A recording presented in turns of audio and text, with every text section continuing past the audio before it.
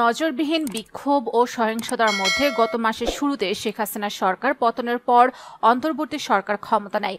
এরপর ভারতের সঙ্গে সম্পর্কের উত্তেজনা তৈরি হয়। এর মধ্যেই এবার পুজোয় প্রতিবেশী দেশটিতে ইলিশ রপ্তানি বন্ধের ঘোষণা দিয়েছিলেন মৎস্য ও প্রাণী সম্পদ বিষয়ক উপদেষ্টা ফরিদা আক্তার।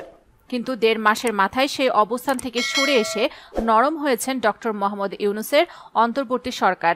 আসন্ন দুর্গাপূজা উপলক্ষে ভারতে ইলিশ মাছ রপ্তানির অনুমোদন দিয়েছে বাণিজ্য মন্ত্রণালয়। শনিবার বাণিজ্য মন্ত্রণালয়ের রপ্তানির ২ শাখার উপসচিব সুলতানা আক্তার স্বাক্ষরিত এক চিঠিতে এই সিদ্ধান্ত জানানো হয়। চিঠিতে বলা হয়, দুর্গাপূজা উপলক্ষে বিভিন্ন রপ্তানিকারকদের আবেদনের ভিত্তিতে নির্ধারিত শর্তাবলী পালন সাপেক্ষে ৩,০০০ টন ইলিশ মাছ রপ্তানির অনুমোদন দেওয়া হলো।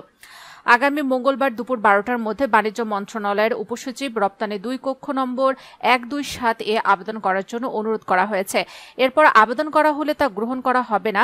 যারা আগে আবেদন করেছেন তাদের নতুন করে আবেদনের দরকার নেই বলে চিঠিতে উল্লেখ করা হয়েছে। প্রতিবেশী ভারতে ইলিশ রপ্তানি বন্ধের কথা দায়িত্ব নেওয়ার পর থেকেই বলে আসছিলেন নতুন অন্তর্বর্তী সরকারের মৎস্য ও প্রাণী সম্পদ মন্ত্রণালয়ের উপদেষ্টা ফরিদা আক্তার।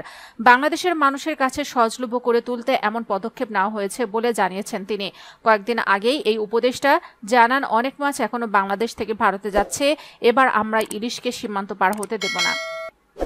প্রতি বছরে বিশেষ করে আওয়ামী লীগ সরকারের আমলে পূজা উৎসবে ভারতে ইলিশ রপ্তানি হতো, কিন্তু এবার দুর্গাপূজা ঘিরে পাতে ইলিশ না পাওয়ার শঙ্কায় পড়ে ভারতের পশ্চিমবঙ্গের মানুষ।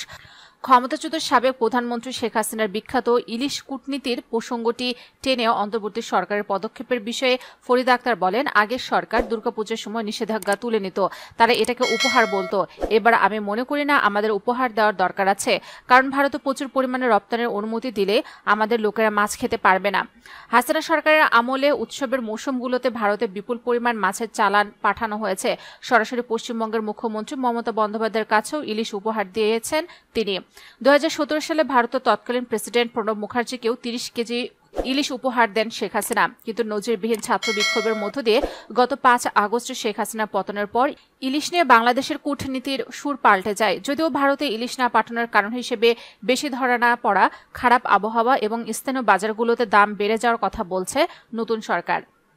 তথ্যমতে বাংলাদেশে মোট মাছ উৎপাদনের প্রায় ১২% ইলিশ। দেশের জিডিপিতে এটি প্রায় ১% অবদান রাখে। বাংলাদেশের জেলেরা বছরে ৬ লাখ টন ইলিশ ধরেন এবং এই মাছের বেশিরভাগই আসে সমুদ্র থেকে।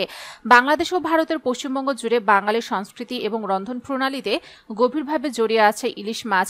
সূক্ষ্ম স্বাদ এবং নানা ব্যবহারের জন্য এই মাছ প্রশংসিত। তাই ইলিশের অভাব হলে বাংলাদেশ ও পশ্চিমবঙ্গ উভয় অঞ্চলের মানুষের জন্য এটি একটি চ্যালেঞ্জ হয়ে ওঠে।